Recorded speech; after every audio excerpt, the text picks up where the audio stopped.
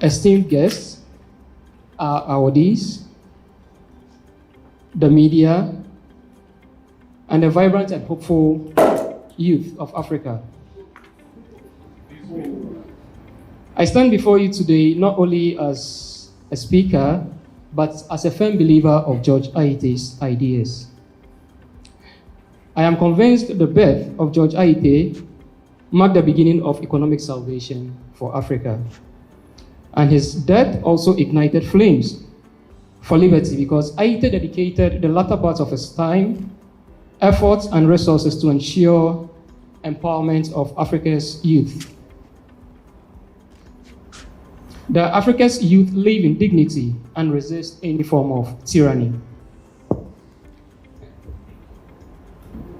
George Ayittey believed in the beauty, potential, and resilience of African youth.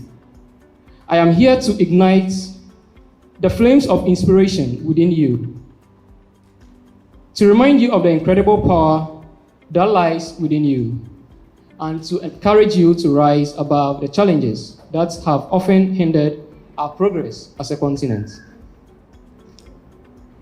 Fellow Africans, it is true Africa is entangled in hardships and struggles.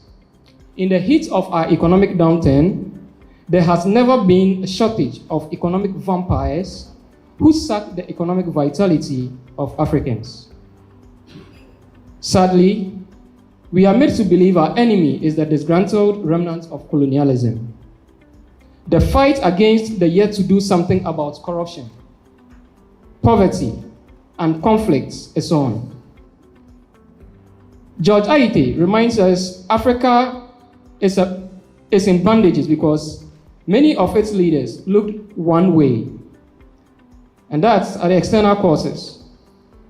Before crossing a road, the average intelligent person looks both ways or risks being hit by a truck.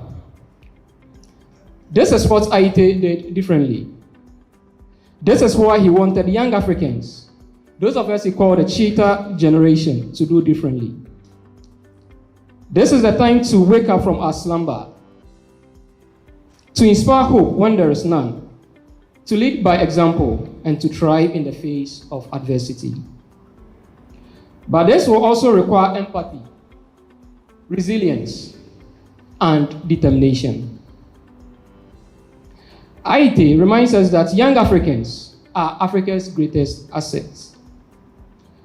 Ayittey saw this generation as a generation filled with passionate individuals, innovative thinkers, and curious minds that can shape the future of Africa.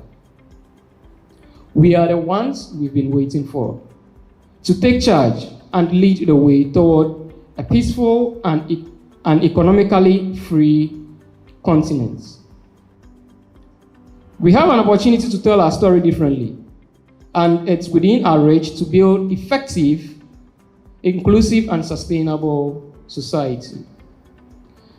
This is the time for us to concentrate on the things that bind us and guarantee our happiness and prosperity.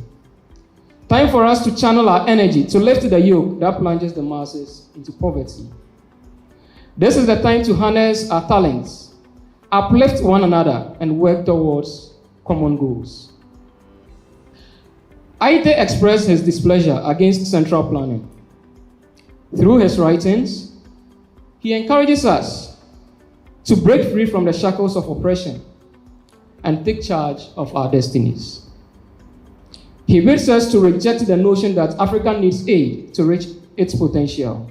Instead, we should focus on utilizing our resources, supporting our budding entrepreneurs, and creating an entrepreneurial-friendly environment that unleash entrepreneurship, innovation, and creativity. Moreover, Ayittey emphasizes the importance of good governance.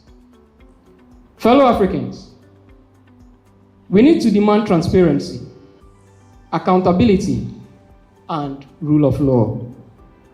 Not ruled by men or ruled by judges.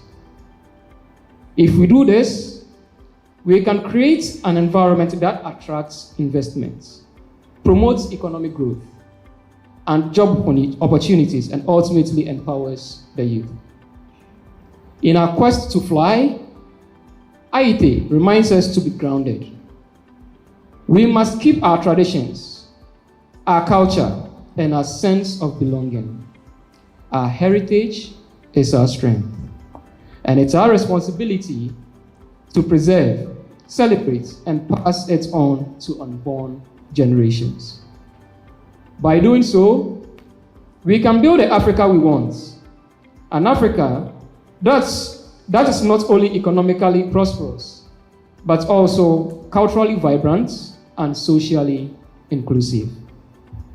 In conclusion, my fellow African youth, I encourage you to be strong, be bold, inspire possibilities, and never forget the immense potential that lies within you. Let the words of Ayittey resonate in your hearts and fuel your determination to build a better Africa. We must free Africa and make it a prosperous continent. Thank you. Thank you.